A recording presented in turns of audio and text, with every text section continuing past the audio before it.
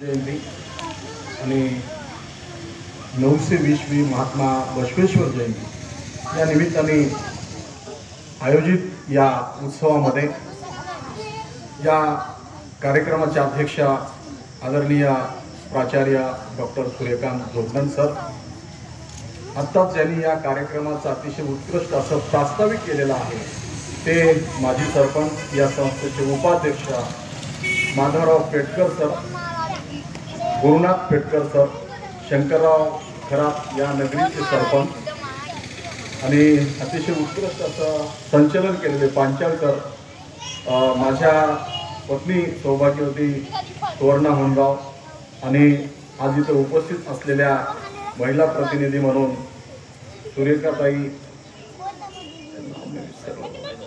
आयनवार आणि सर्व या भाई केशवराव धोंडगे यांच्या कर्मभूमीतील आणि या कंधार ह्या ऐतिहासिक भूमीतील ज्या मातीमध्ये संपूर्ण देशाला दिशा देण्याची ऊर्जा राहिलेली आहे त्या भूमीतील सर्व सुजाण आणि शिक्षणाची ऊर्जा घेऊन संपूर्ण देशातली क्रांतीची मशाल घेऊन चालणारी ही सगळी जी रयत आहे, ज्यांच्या नावाने म्हणजे 1946 ला ही संस्था स्थापन केली. भाई केशवराव धोंडगेंच्या स्मारकाचं मी आताच दर्शन घेऊन आलो.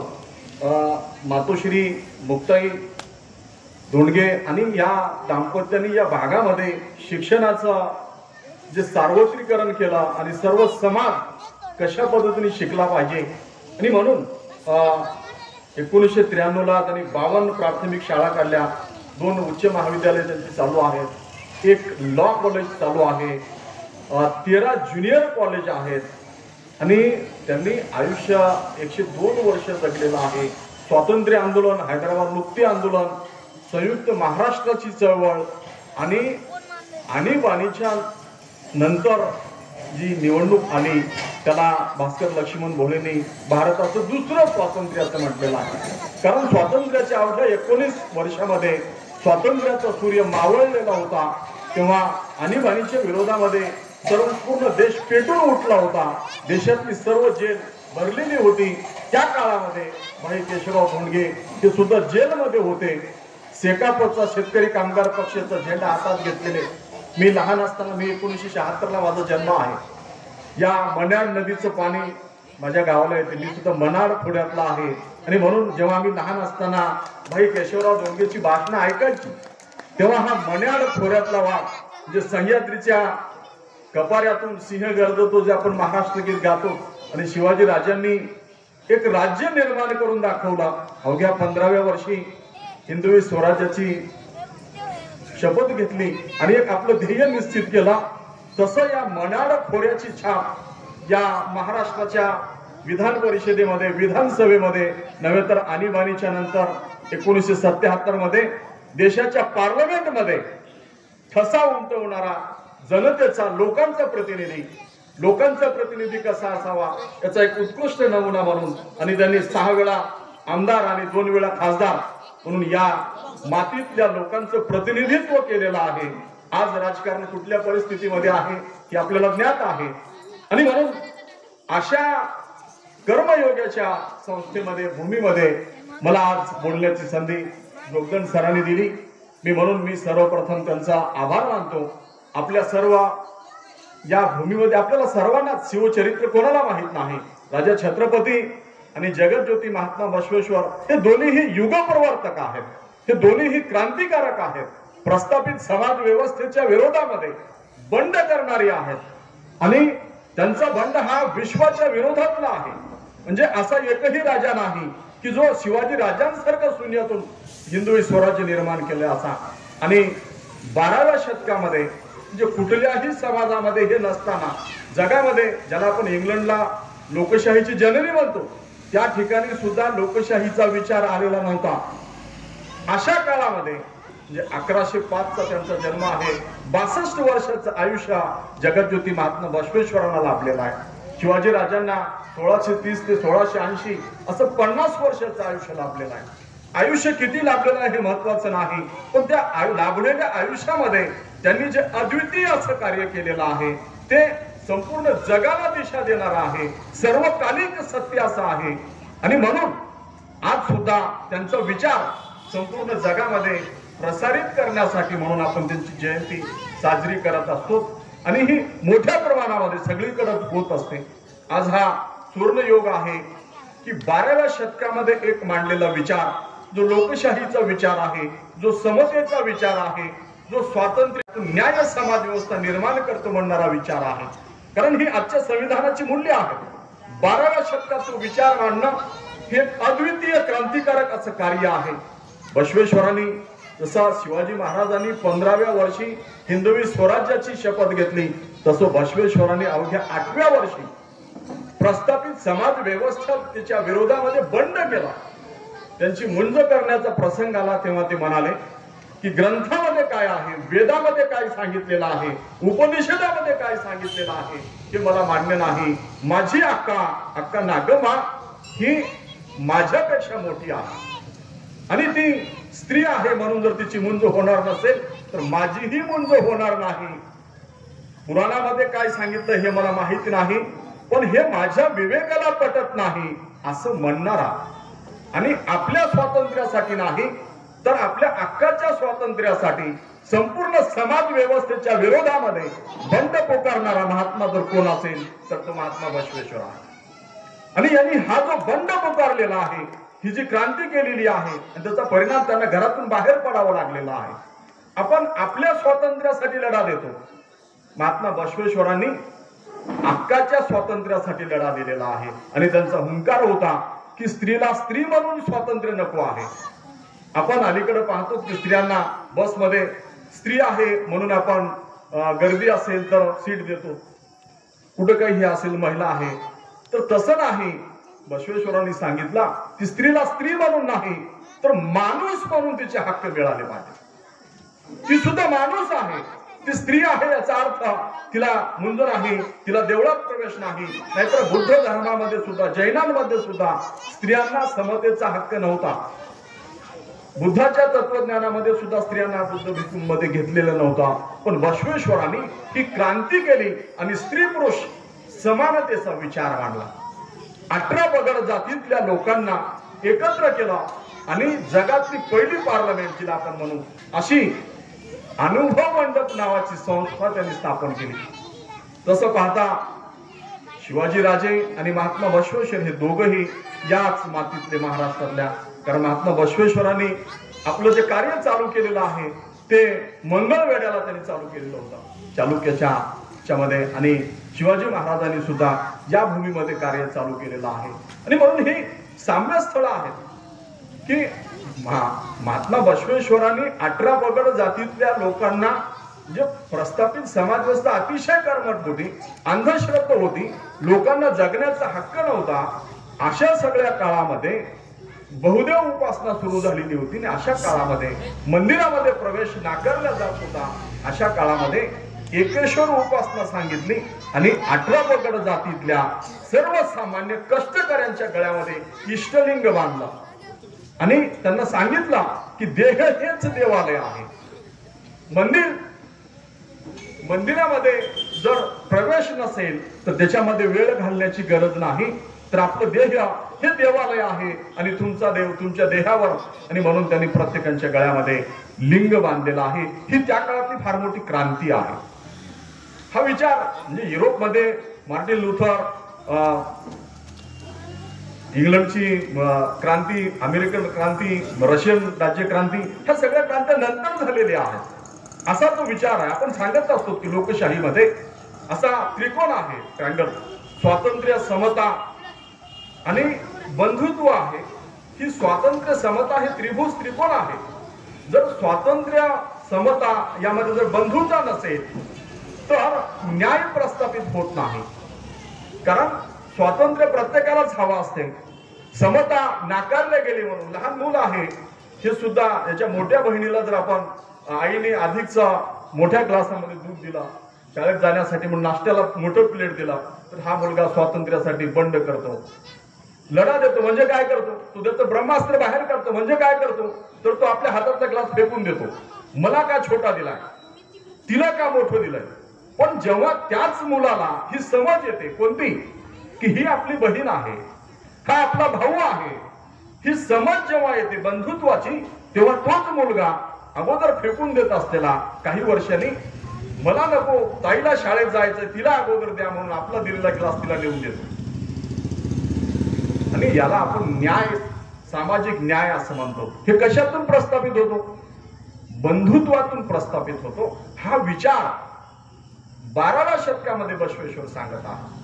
आणि म्हणून आपण पाहतो की त्यांच्या संपूर्ण शरणांमध्ये 18 पगड जातीचे शरण आहे. या उदगीरच्या ह्या कंधारच्या भूमीमध्ये उर्लिंग पेद्दी नावाचं एक शरण आहे. आता इथं त्याचे अवशेष आहेत का नाही मलाही माहित नाही, पण त्या बसव शरण संस्कृतीमध्ये त्याचं नाव आलेलं आहे. कंधार भूमीपर्यंत हे बसव आंदोलन, बसव शरण आंदोलन आलेलं आहे. म्हणजे एखादी आदर्श समाज व्यवस्था निर्माण करायची असेल तर त्यासाठी काय करावं लागतं? स्वप्न पाहणारा, ती समाज व्यवस्था प्रत्यक्ष कृतीमध्ये आणण्यासाठी प्रयत्न करणारा असा हा समाज सुधारक आहे. आणि ही आदर्श समाज व्यवस्था निर्माण करायची असेल तर त्या समाज व्यवस्थेसमोर 2 अडथळे आहेत जे बसवेश्वरांना दिसले. ते कोणते अडथळे आहेत? तर एक आहे राज्यकर्त्यांचा स्वार्थ, राज्यकर्त्यांचा सत्तेचा अहंकार. आणि हा स्वार्थ दूर करण्यासाठीचा उपाय म्हणून बसवेश्वरांनी दासोह सांगितला. आणि दुसरं अडसर आहे बहुसंख्य समाजाची अंधश्रद्धा. ही दूर केल्याशिवाय समाजामध्ये समता प्रस्थापित होत नाही. मंदिरातला देव बाहेर काढल्याशिवाय, कायक म्हणजे माझे शारीरिक श्रम हाच कैलास आहे हे प्रत्यक्ष कळाल्याशिवाय दारिद्र्याचं निर्मूलन होत नाही.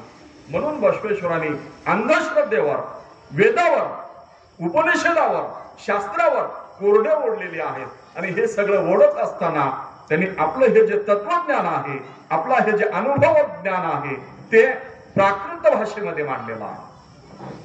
कन्नड भाषेमध्ये वचनं लिहिली. आपण ज्ञानेश्वर तेव्हा झालेले नाही, ज्ञानेश्वर नंतर झाले. ज्यांनी ज्ञानेश्वरी संस्कृत मधली प्राकृतामध्ये आणली. पुढे महाराष्ट्रामध्ये तुकारामांनी सांगितला वेदाचा अर्थ आमासीच ठावा, हे नंतर आले. तिकडे कबीर हे सुद्धा बसवेश्वराच्या नंतर आले. पण बसवेश्वरांनी हा विचार तिथं सांगितला. युरोपमध्ये, अथेन्समध्ये प्लेटोने आदर्श राज्याचं स्वप्न सांगताना सांगितलं होतं की आदर्श राज्यासमोर 2 संकट आहेत. एक संपत्ती, कांता आणि कांचन असं त्यांनी म्हटले. संपत्ती आणि स्त्री या 2 गोष्टी अशा आहेत की तत्वज्ञ राजाला सुद्धा त्याच्या चारित्र्यापासून विचलित करतात. आणि म्हणून ह्या 2 गोष्टी राज्याला नसल्या पाहिजेत. असा तत्वज्ञ फिलॉसॉफर किंग निर्माण करता आला पाहिजे असं प्लेटोला वाटलं होतं त्याच्या आदर्श राज्यामध्ये. असा फिलॉसॉफर किंग, असा आदर्श समाज व्यवस्था निर्माण करण्याचं स्वप्न आणि ते प्रत्यक्ष कृतीत आणण्याचं स्वप्न बसवेश्वरांनी पाहिलेलं आहे. आणि हाच विचार म्हणजे 525 वर्षानंतर शिवाजी राजांचा जन्म आहे. दोघांमध्ये एवढं अंतर आहे. ही समतेची क्रांती पुढे कंटिन्यू झाली असती तर काय झालं असतं? इथली राज्य व्यवस्था गुलामीमध्ये गेली नसती. पण आपण पाहतो की बसवेश्वरांनी स्थापन केलेल्या या अनुभव मंडपाला स्त्री स्वातंत्र्याच्या, समतेच्या विचाराला राज आश्रय मिळाला नाही. आणि त्यांनी हरळ्याची मुलगी आणि ब्राह्मण मध्वरसाचा मुलगा यांचा आंतरजातीय विवाह घडवून आणला.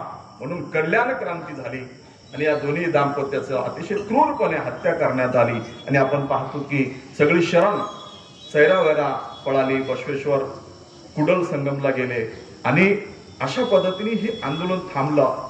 पण 2 आंदोलनामध्ये साम्य काय आहे? बसवेश्वरांच्या त्या संपूर्ण चरित्रामध्ये 62 वर्षाच्या सगळ्यात महत्वाची गोष्ट काय आहे तर त्यांचा हा जो सर्वकालिक विचार आहे, युनिव्हर्सल विचार आहे, तो ठाकून राहिला नाही. समाजाला रूढीच्या विरोधामध्ये, परंपरांच्या विरोधामध्ये विचार लवकर पचत नाहीत, लवकर पटत नाहीत. पण या शरण आंदोलनातल्या 18 पगड जातीतल्या लोकांनी ही वचनं आपल्या खांद्यावर घेऊन हुबळीपर्यंत इकडे महाराष्ट्रामध्ये सगळीकडे ते घेऊन गेली आणि ती लपवून ठेवली आणि कालांतराने ती आपल्या समोर आलेली आहेत. आणि म्हणून त्यांनी सांगितलं की आहो म्हणणे हा स्वर्ग आहे, अरे म्हणणे हाच नरक आहे.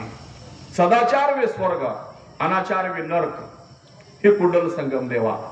हा कोण असे म्हणू नका. हा आमचा, हा आमचा, हा आमचा असेच म्हणावे. लहान जर कोण असेल तर मी सर्वात लहान आहे, सर्वात मोठा कोण असेल तर शिवशरण सर्वात मोठा आहे, असा विचार आणि तो विचार प्रत्यक्ष कृतीत आणण्यासाठी अहोरात्र झटणारा हा महात्मा आहे. आणि म्हणून आपण पाहतो की या महात्म्याची जयंती आता सर्वच भोवती आहे. इंग्लंडच्या पार्लमेंट समोर सुद्धा जगज्योती महात्मा बसवेश्वरांचा पुतळा उभा केलेला आहे.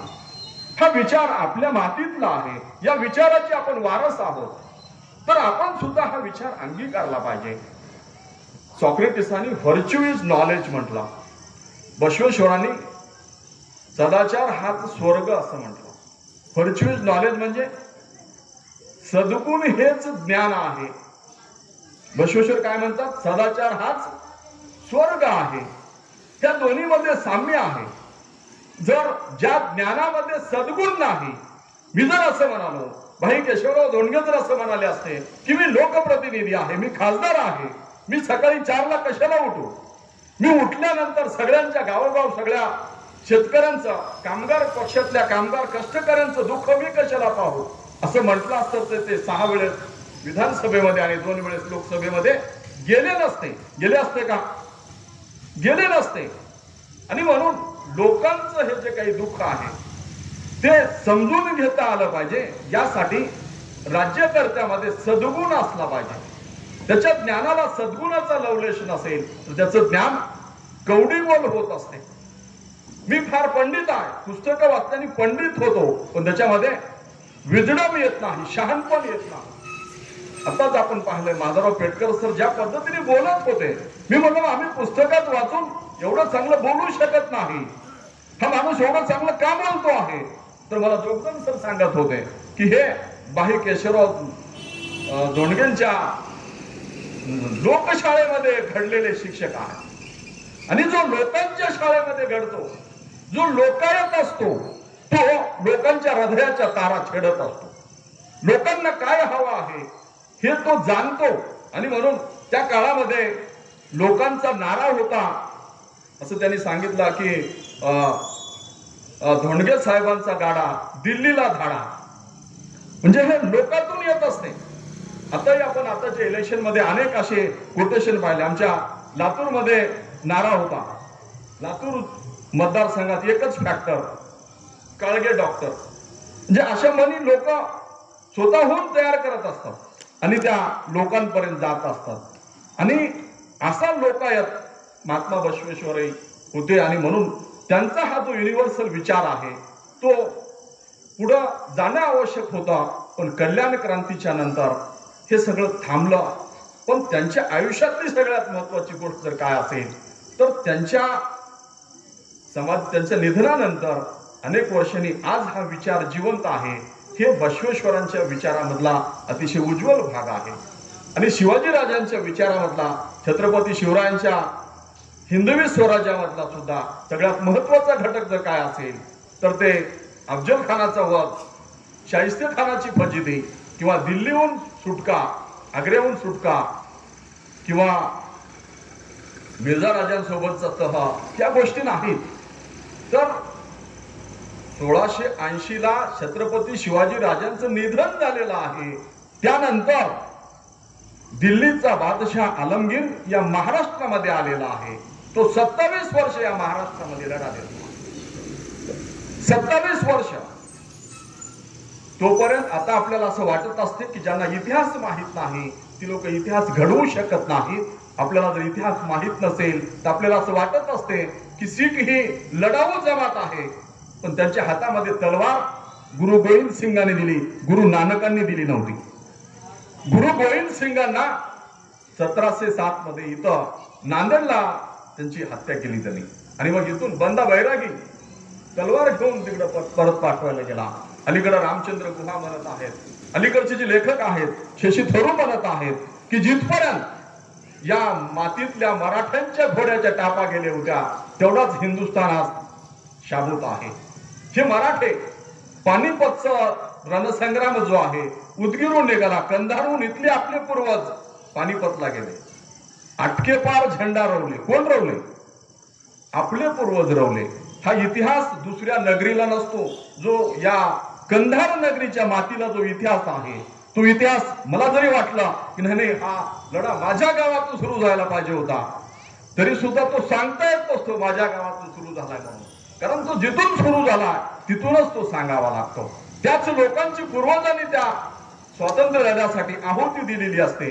आणि म्हणून शिवाजी राजांचा लढ्यातला सगळ्यात महत्वाचा भाग कोणता, मराठ्यांचं राज्य कोणतं, तर औरंगजेबाला 27 वर्षानंतर 1707 मध्ये औरंगाबादला त्यांचं निधन झालं. औरंगजेबाचा या मराठवाड्याच्या मातीने त्यांना काढून घेतलं आणि त्यानंतरही मराठ्यांचं राज्य शिल्लक राहिला. ते मराठ्यांचं राज्य म्हणजे शिवाजीचा उत्कर्ष आहे. कारण अफजल खानाचा वध 1659 ला झालेला आहे. तो कसा झाला हा महत्वाचा नाही, तो होणार आहे हे 1649 लाच ठरलेला आहे. 10 वर्षापासून राज्य तयारी करत आहे. शिवाजी राजांनी 1645 ला हिंदवी स्वराज्याची शपथ घेतली. ही शपथ काय आहे, 15 वर्षाची. कारण तत्पूर्वी मराठ्यांच्या हातात तलवार नव्हती असं नाही, सगळ्याच मराठ्यांच्या हातात तलवार होती. पण ती कशी होती, निजामशहाकडे काही मराठे आदिलशहाकडे लढत होती, मरत होती कोण, मराठे. विजय होत होता आदिलशहाचा तरी आणि निजामशहाचा तरी, आणि कतली होत होत्या मराठ्यांच्या. या राज्याला एक वेगळं रूप देण्याचं काम, कारण या दोन्ही चरित्र सगळ्यांनाच माहित आहे. त्या चरित्राकडे पाहण्याची भूमिका काय असावी, त्या चरित्राचं इतिहासामधलं आकलन कसं करून घ्यावं, या गोष्टी मला ज्या वाटल्या त्या मी आपल्याला सांगतोय. आपल्याला हे सगळं चरित्र माहीत नाही असं नाही, आपल्याला सुद्धा हे माहिती आहे. पण शिवाजी राजांनी तोरण्याला तोरण बांधलं आणि हिंदवी स्वराज्याची सुरुवात केली. ही महत्वाची घटना नाही. शिवाजी राजांनी सिंहगड जिंकला 1645 ला, ही महत्वाची घटना नाही. पण 1649 ला तेव्हा ज्यांनी जावळीचं खोरं घेतलं, जावळींच्या मोऱ्यांना पराभूत करून ते जावळीचं खोरं घेतल्याबरोबर हे निश्चित झालेलं आहे की जावळीचं खोरं असं खोरं आहे की त्या खोऱ्यामध्ये 14व्या शतकापासून अनेक आले पण त्यांना बाहेर निघता आलं नाही. असं ते अतिशय जंगल असलेलं ते खोरं आहे. आणि त्या खोऱ्यामध्ये सगळ्यात जवळचा असणारा सेनापती जर कोण असेल तर तो अफजल खान आहे. आणि अफजल खानाने याच्यापूर्वी शहाजी राजांना पायात बेड्या बांधण्याचा प्रयत्न केलेला आहे. शिवाजी राजांचे मोठे बंधू संभाजी राजांचा खून होईल अशा पद्धतीचं नियोजन युद्धामध्ये केलेलं आहे आणि संभाजी राजांना संपवलेला आहे. असा तो व्यक्ती आहे. त्याला कशा पद्धतीने संपवावं हे उतावीळ राहिले असते तर ते युद्ध शिवाजी राजांचे जर राजनीतीमध्ये कूटनीतीत नसले असते तर ते युद्ध 1649 ला झालं असतं. ते युद्ध त्यांनी 1659 ला घडून आणलेलं. शिवाजी राजांच्या इतिहासामध्ये 1656 ते 1668 हा अतिशय संघर्षाचा काळ आहे. आणि नंतर आपण पाहतो की त्यांनी जी पराभव पचवली, आपल्याला ह्या सगळ्या घटना रोमहर्षक वाटतात. पण शिवाजी राजांनी मिर्झा राजांसोबतचा जो तह आहे, ज्याला आपण पुरंदरचा तह म्हणतो, किंवा त्याच्या अगोदर जर तुम्ही पाहिलं की सिद्धी जोहरच्या लढ्यामध्ये पन्हाळ्यावर शिवाजीराजे 6 महिने लढा देत आहेत. त्या लढ्यातून सुटतात न सुटतात इकडं शाहिस्ते खान लाखानेसी फौज घेऊन पुण्यामध्ये लाल किल्ल्यात येऊन बसलेला आहे. आणि जर तो चिवट राहिला असता, लढा दिला असता, तिकडून त्यांनी इथं जीवा महालेचा दिसलाय होता जीवा म्हणून वाचला शिवा, आपण जे म्हणतो की बाहींनाही दृष्टी होती. म्हणून ह्या सगळ्या 18 प्रकार जातीतल्या मावळ्यांची पुतळे सुद्धा सगळीकडे उभं केलेली आहेत. इथं तो पाहून मला हे वाटलं का रे वा, म्हणजे किती जाणीव होती. कारण राजांनी मावळ प्रांतामध्ये एक व्यवस्था निर्माण केली. लोकांना सांगितलं की तुम्ही शेतामध्ये पेरलं ते घरी येईल. ज्या शेतकऱ्याकडे बी नाही त्याला बी दिला, ज्याच्याकडे नांगर नाही त्याला नांगर दिला. कारण ती काळ असा होता की शेतकरी हतबल झालेला होता, शेतात पेरलेलं घरी येत नव्हता. मुघलांचं सैन्य घोड्याला चारून टाकत होता, कंस आल्या असताना कंस कापून नेत होता. म्हणून कष्टकरी अतिशय निराश झालेला होता. अशा कष्टकऱ्यांना शिवाजी राजांनी आधार दिला, त्यांच्यामध्ये आत्मबळ निर्माण केला, त्यांना सगळ्या वतनदारांना सगळ्यांना बसून सांगितला की आपण हे बंद केलं पाहिजे आणि यांच्यामध्ये हा विश्वास निर्माण केला पाहिजे। आणि या मावळ प्रांतामध्ये त्या लोकांना असं वाटलं की हे स्त्रीचं राज्य आहे, म्हणून या राज्यावर आपण जीव ओवाळून टाकला पाहिजे। आणि हा जीव ओवाळून टाकण्यासाठी अनेक तानाजी मालुसरे, मोरारबाजी, बाजीप्रभू देशपांडे असे अनेक लोक निर्माण झाली। कारण तलवार कामाची नसते, किल्ले कामाची नसतात, त्याचं रक्षण करणारं मन, त्या मनामध्ये संकल्प व्हावा लागतो, तेव्हा त्या मनाच्या इच्छेनुसार, मनाच्या आदेशानुसार हे मनकट चालायला लागते। आणि हे मनकट जेव्हा चालते तेव्हा मी म्हणणाऱ्या शक्तीला शरण यावं लागते। आणि अशा पद्धतीचा लढा या मातीमध्ये शिवाजी राजांनी दिला। आपल्याला पन्हाळगडावरून जात असताना जो जीवा न्हावी हा शिवाजी राजांसारखा दिसणारा होता, त्याला त्याने शिवाजी महाराज बनवून सिद्धी जोहरच्या भेटीला पाठवला। तेव्हा राजांनी त्याला गळ्याला आलिंगन घातलं। ते म्हणाले मला काय अधिकार आहे की थोड्या वेळाने हा शिवाजी नाही हे लक्षात आल्यानंतर सिद्धी जोहर काय करेल, त्याची काय आरती करेल का? नाही, त्याचे पूर्ण कातडे सोडून काढेल। मृत्यूच्या दारात जाताना सुद्धा माणसं हसत जात होती। आणि तो तिकडे गेला। हे पावनखिंडीमध्ये आपण पाहतो की बाजीप्रभू देशपांडे असा 2 तलवारींनी खिंड लढवत होता। सत्य ही आहे की त्या पावनखिंडीमध्ये एकटा बाजीप्रभू देशपांडे गेला नाही, तर त्या ठिकाणी 298 सैनिक शहीद झालेली आहेत। आणि ही 298 सैनिक आपल्या देहावर तुळशीपत्र ठेवतात किंवा आपलं सर मस्तक कापून तळहातावर घ्यायची तयारी दाखवतात। ती केव्हा? जेव्हा त्यांना असं वाटते की हे राज्य सर्वसामान्यांचं राज्य आहे, हे राज्य खऱ्या अर्थाने या महाराष्ट्रातलं दुःख दूर करणारं राज्य आहे आणि ही व्यवस्था राहिली पाहिजे। आम्ही मेलो तरी चालेल, पण लाखाचा पोशिंदा जगला पाहिजे। राजे तुमची तोफ वाजल्याशिवाय मी प्राण सोडणार नाही, असा प्रत्येक मावळा म्हणत होता। हे ते युद्ध आहे। आणि म्हणून हे अशा पद्धतीने जनता जोपर्यंत पेटत नाही तोपर्यंत रयतेचं राज्य निर्माण होत नाही। स्वप्न हे लोकशाहीचं स्वप्न होतं। रयतेचं राज्य हे सुद्धा लोकांच्या कल्याणाचं राज्य आहे। शिवाजी राजांनी अष्टप्रधान मंडळाची स्थापना केली। काय आहे राज्यशाहीमध्ये, हुकुमशाहीमध्ये एकाच व्यक्तीचा विचार, एकाच व्यक्तीची पूजा, तिला आपण हुकुमशाही असं म्हणत असतो।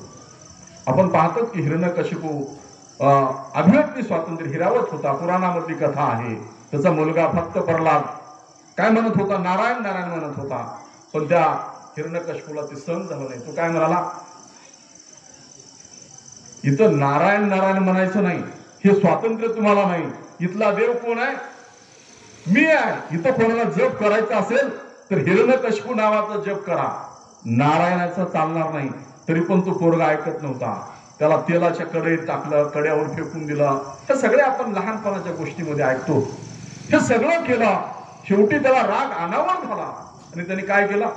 त्याला विचारलं तुझा नाऱ्या कुठं आहे? आणि त्या भक्त प्रल्हादाने सांगितलं ह्याच्यात आहे काय? तो म्हणाला हो आहे, ह्याच्यात आहे, ह्याच्यात आहे। कुठं आहे? सगळ्या चराचरात आहे। हिरण्यकशिपूंनी उडून लात मारली। कशाला?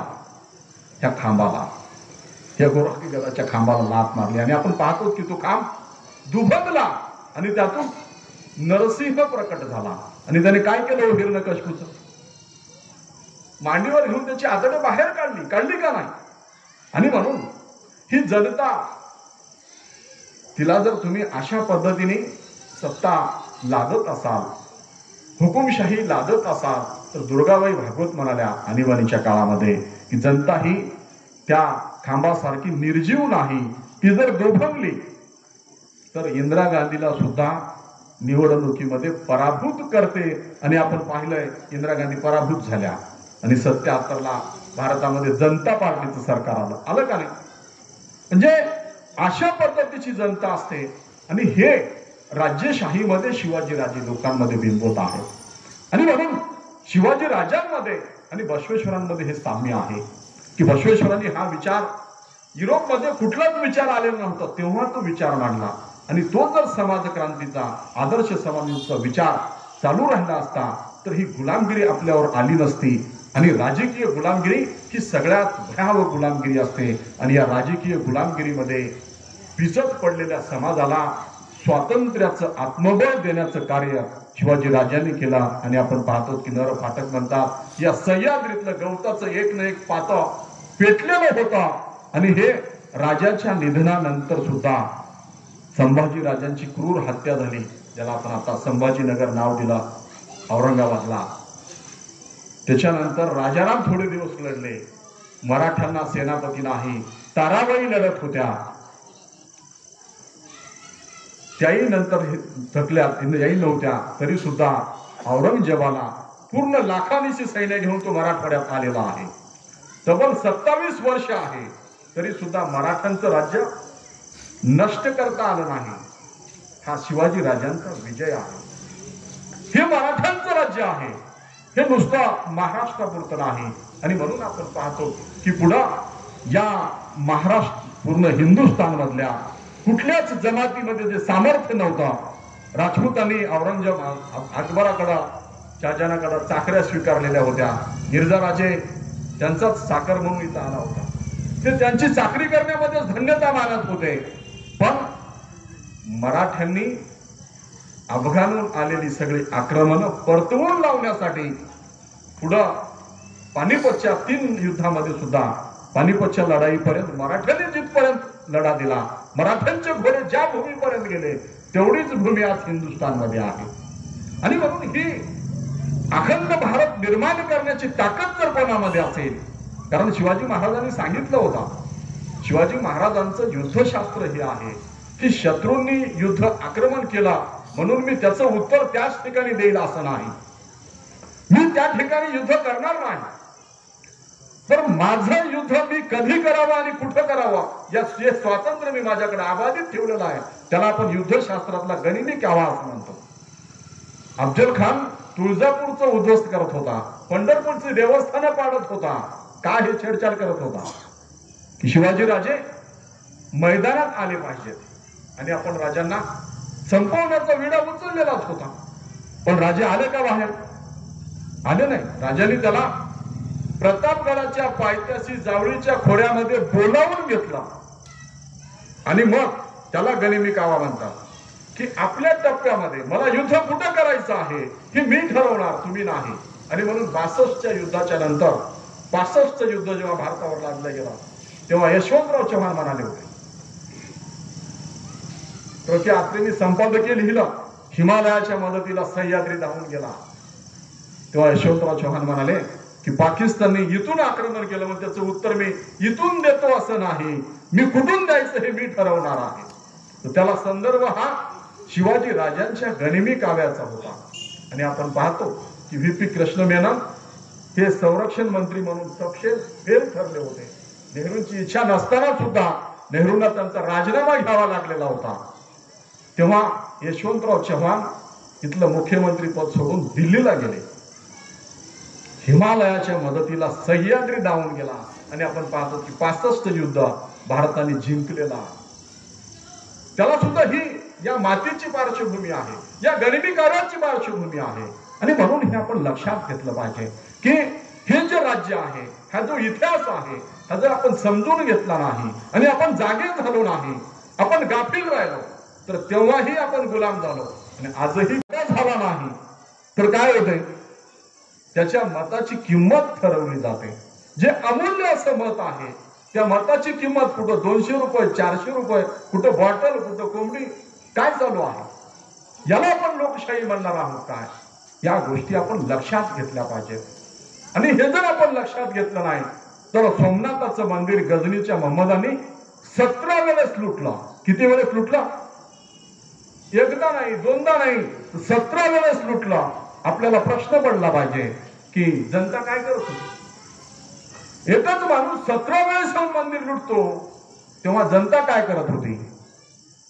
आपण जर गाफील राहिलो तर आता सुद्धा आपण धोक्यात जाऊ. आणि म्हणून आपल्या स्वातंत्र्यासाठी, आपल्या संरक्षणासाठी, आपल्या संविधानासाठी, आपल्या समतेच्या विचारासाठी, स्त्रीच्या स्वातंत्र्यासाठी स्त्रीला जागरूक व्हावं लागेल. अक्का महादेवींनी संपूर्ण विश्वाच्या विरोधामध्ये हुंकार दिला. महात्मा बसवेश्वरांच्या अनुभव मंडपातली ती महादेवी आहे. सत्या का आहे यांनी काय हुंकार दिला?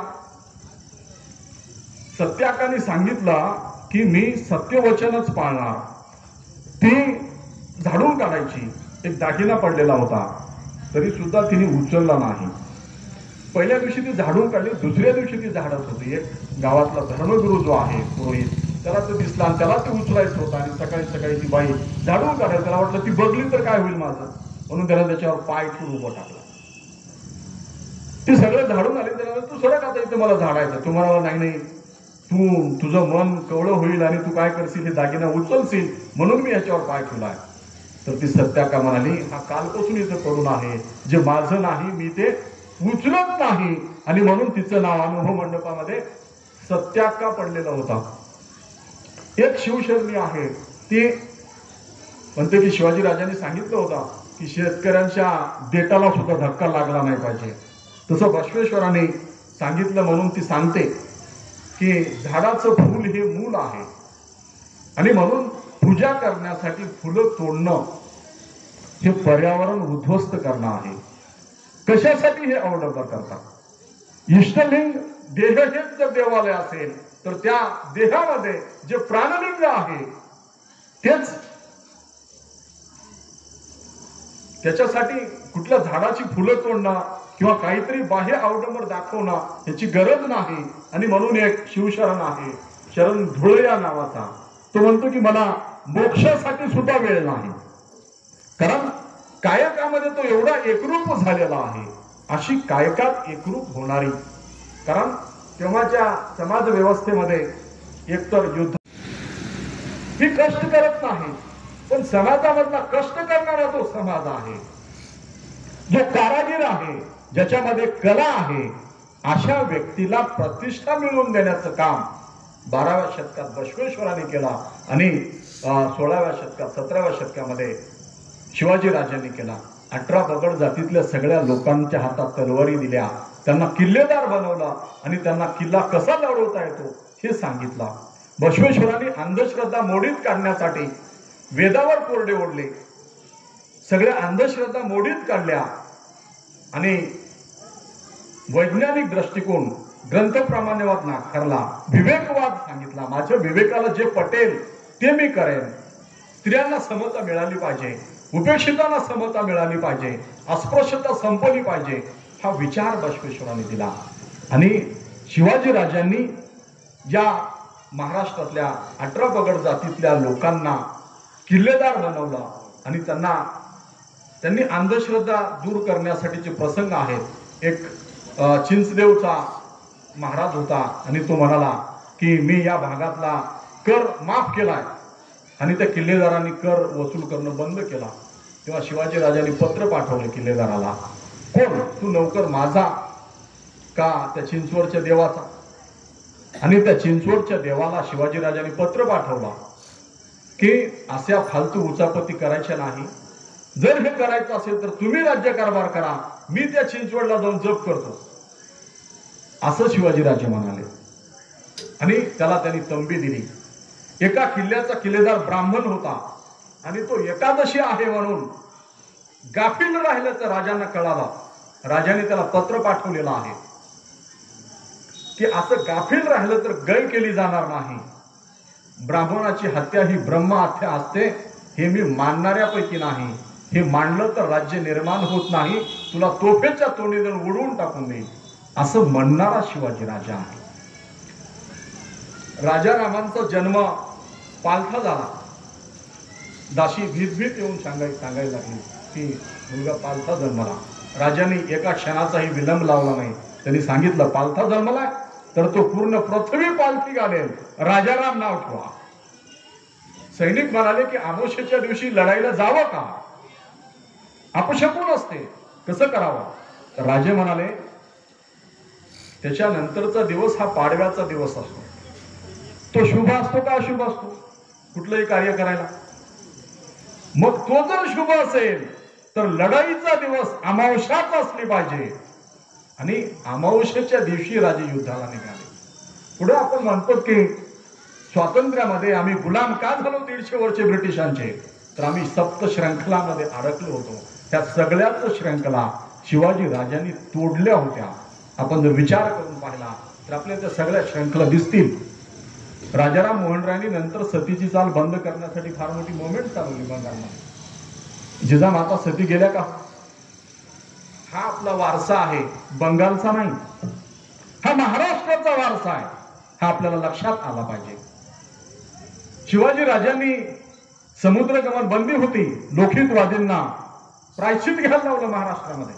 शतपत्रकार लोकहितवादी गोपाल हरी देशमुख यांनी प्रायश्चित घेतला. समुद्रातून ते लंडनला गेले होते म्हणून. समुद्रगमन बंदी होती, राजांनी ती मानली होती का? हो. सिंधुदुर्ग नाव विराजमान होता ते का? तर हे राज्य स्त्रीचं राज्य आहे, हे राज्य रयतेचं राज्य आहे, हे राज्य माझं राज्य आहे. असतीमध्ये एक वेगळी ऊर्जा आहे. एकनाथ इथले, बहिणाबाई इथल्या, शिवाजी राजांचा वंश इथला आणि या मराठवाड्याच्या खोऱ्यामधूनच सदाशिवराव भाऊ पुढे जेव्हा पानिपतचं आक्रमण आला तेव्हा ते उदगीरच्या लढाईच्या नंतर इथून मराठ्यांचं सैन्य दिल्लीला गेलं का नाही? कुठून गेलं? या मराठवाड्यातून गेला. आणि म्हणून या मातीमध्ये एक वेगळी ऊर्जा आहे, जी ऊर्जा तेवत राहिली पाहिजे, मशाल झाली पाहिजे. म्हणून भाई केशवराव धोंडेंनी या भागामध्ये शिक्षणाचं जाळं पेरलं.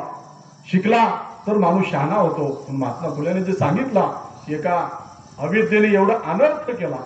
विद्येविना मती गेली, मतीविना नीती गेली आणि नीतीविना गती गेली, गतीविना वित्त गेले, वित्ताविना शूद्र कचले. एवढे अनर्थ एका अविद्येने केले. ही अविद्या टाळता आली पाहिजे आणि सगळ्याला विद्येची उपासना करता आली पाहिजे. म्हणून या भागामध्ये शिक्षणाचं जाळं निर्माण केला.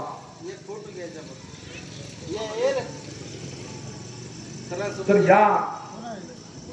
या मातीतल्या सर्व माणसांनी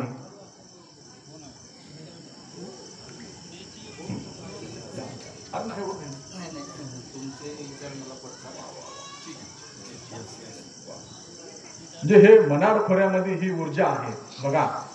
जे अशा पद्धतीने माणूस जर घडला, किल्ले इमारती या माती विठांनी दगडांनी बांधता येतात, पण माणसं ही हृदयांनी जोडावी लागतात, माणसं ही मनाने जोडावी लागतात. आणि ही जर मनाने जुटली, ही शिकली, संघटित झाली, पुढं बसवेश्वरांनी जो जातीयांचा लढा दिला होता तो लढा पुढे बाबासाहेब आंबेडकरांनी दिला.